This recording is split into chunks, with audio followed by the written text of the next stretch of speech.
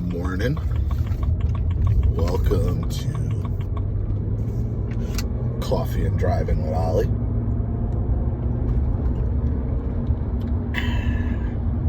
It's Dunkin' Donuts, by the way, not Starbucks.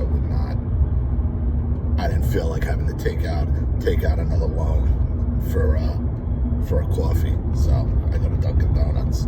When I'm drinking coffee, I go in cycles, so I'm glad I'm kind of back on it since I've been up all freaking night because of my awesome neighbors on the other side.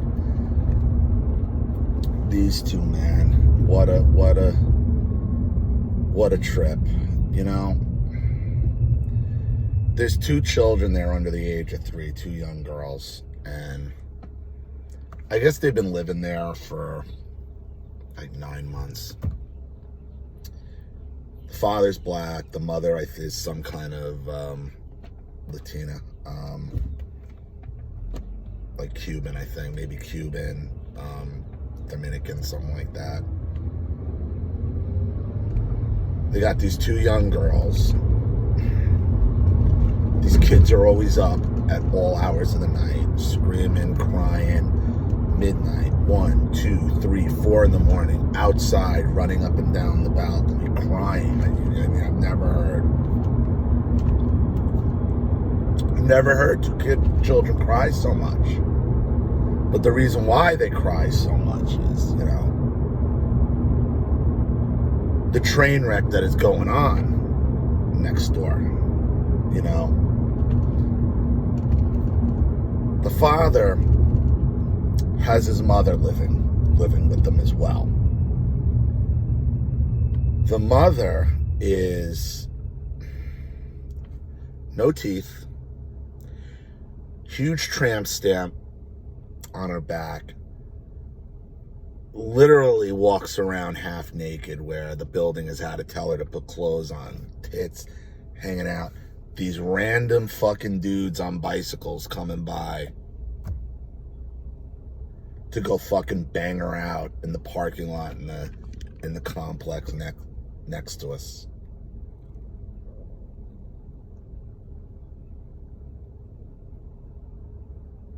Now the father and the mother, they're up to all hours of the night, every day, fighting, yelling. Never physical, you know, and it's not physical. You hear shit breaking. He don't hit her. He don't hit her. She has zero fear. She has zero fear of him, and I know he don't hit her. But you can hear these. If you listen on to the last two videos, you can probably hear the screaming through the wall.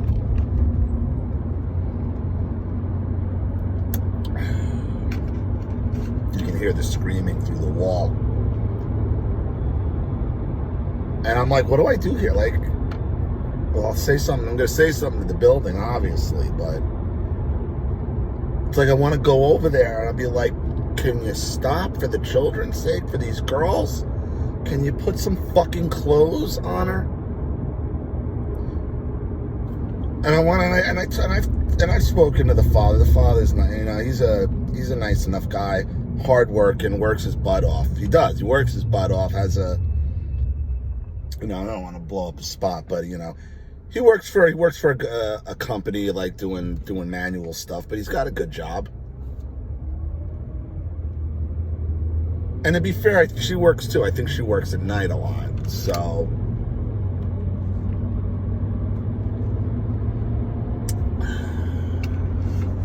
the fighting never stops. The screaming, the yelling, the children crying, and then she's outside crying. And then the mother running off getting fucked by random dudes.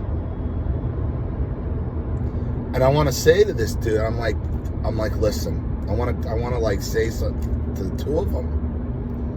And I'm like, if they ever ask, I guess if he ever asks me or he ever says something in the open, because I'm not going to go over there and offer it. You know, I want to tell, you know, I want to tell him, I'm like, you know what? however the two of you are together right now with these two young children, okay? You're way ahead right now of 70%, 70 to 80% of minority quote unquote families in that you're still together with your children.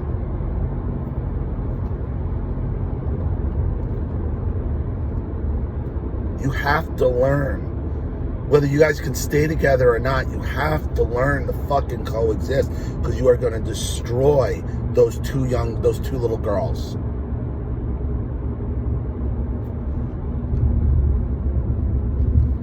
And I want to tell them, because I could see what's going on with the mother and him and his mom. She's every other ghetto princess that black women usually write in about. And he's the type of black dude that black women end up in a relationship with, end up writing me about, and you find out, yeah, you basically married another version of his mother. I mean, it's gotta be hard, man. I mean, out there smoking cigarettes, half naked, no teeth, random dudes on bikes showing up, and she going off into the fucking bushes, basically into the bushes next door to go get her freak on. How sad. Meanwhile, they're up to all hours of the evening at each other's throats, just destroying those kids. And they're together. He's hard work. He works hard, and she seems to work hard.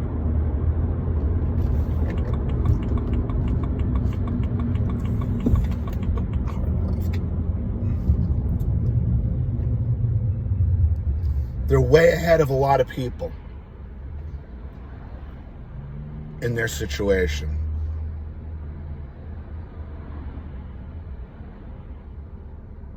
So you got to get these kids on a schedule. You gotta put clothes on them. I know, it's got to be tough with two kids, and your mother living there, doing what she's doing, running off. He goes to work like 5 a.m. He don't come home till 6.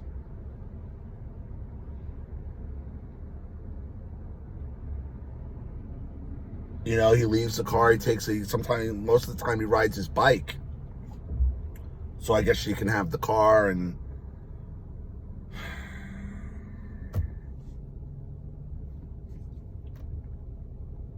I don't know. I'm kind of just rolling here.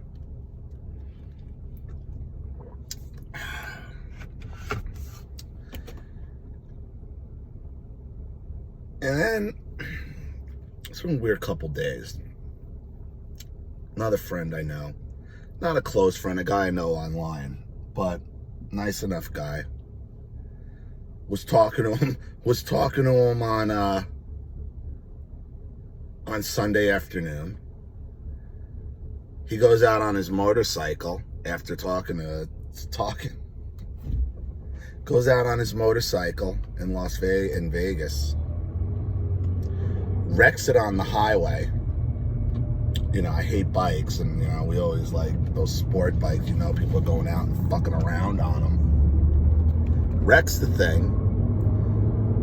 Apparently slides like 200 feet on the highway. Had his helmet ripped off his head. Ends up in the slow lane and gets run over by a semi-tractor trailer. Guy had his own business. Bright guy, funny guy. Had kids too. Just like that, it could be gone. It's over. Just like that. And I look at these cats next door. I'm like, man, life's too short for this shit. Life is just way too short for this.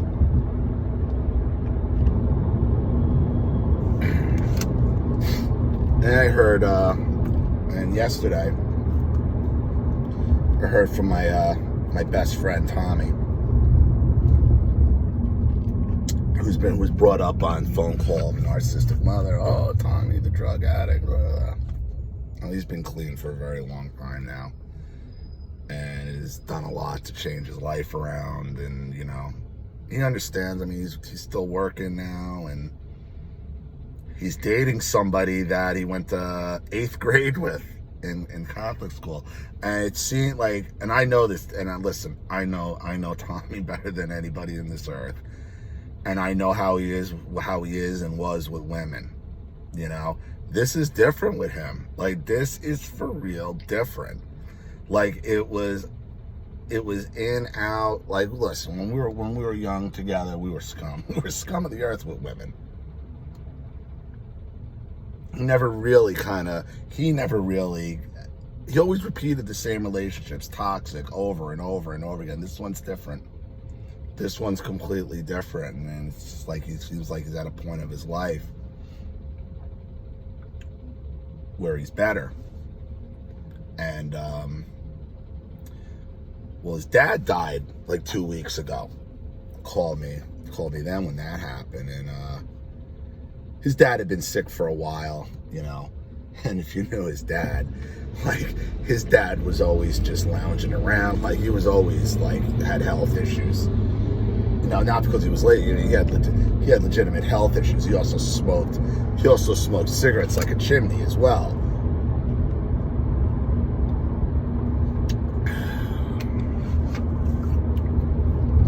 But apparently he calls me and he tells me about what happened with his sister and his brother at the wake.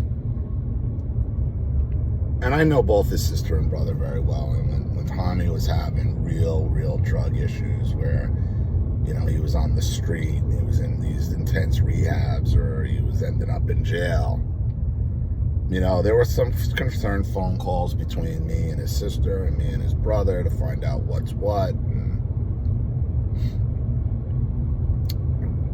so once Tommy started getting his act back together, and he wanted to kind of repair things with his dad,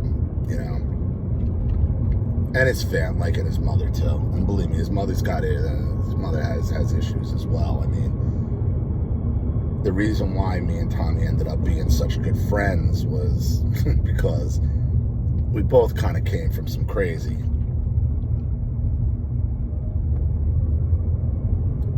But he was telling me that when they were at the funeral home, they had asked the funeral director about doing 2 eulogies. Like, each one of them wanted to have something to say, something you don't think would be that big of a deal. And they were kind of making like, oh, we're not sure. And he's like, all right, whatever. Well, apparently when it was time, when they were actually having the wake, the funeral director, said the title, well, we can do this now if you want. He went, and Tom went to go talk to his brother and sister about it, and they attacked him. You go have your moment in the sun. You're despicable. It's always about you. And I got mad for him, and he's like, I'm done. He's like, I'm done with them. I am so, what? I was like, I got it. I was a bad guy, and I did bad stuff, and, it's been years. It's been years.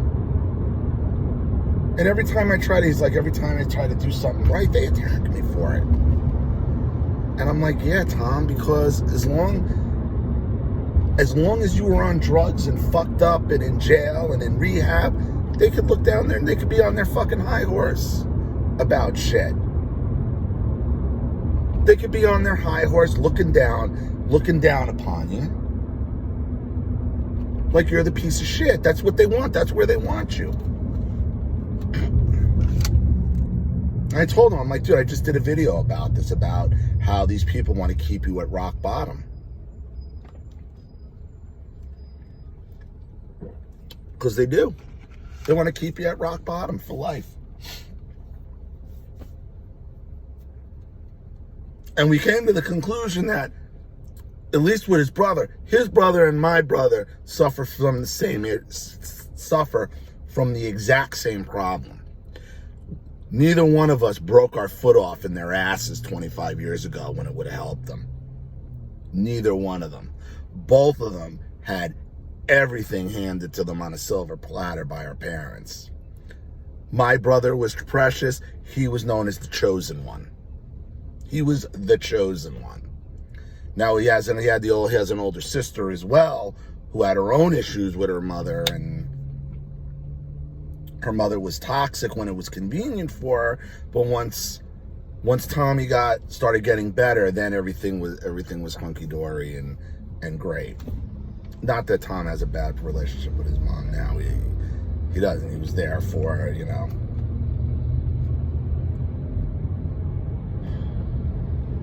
See, the difference between his parents and my parents is my parents would have let me die on the streets.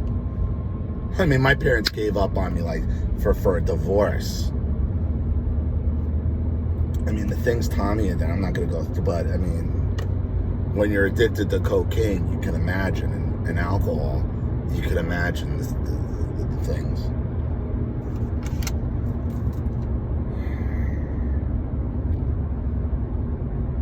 But there it was. I'm like, Tom, they wanted you in the back of the fucking... Listen, what they wanted from you is they wanted you to freak out and start doing lines off the casket so they can go back to, oh, my poor brother, he spiraled, and oh, the fucking pity party from these people.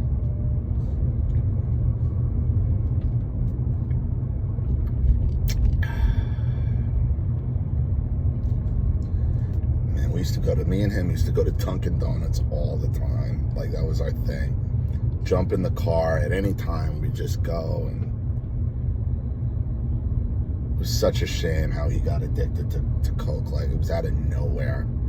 Like, we were living together, and it happened within like a week and a half, and he was just, I can't stop. And then, what the fuck just happened?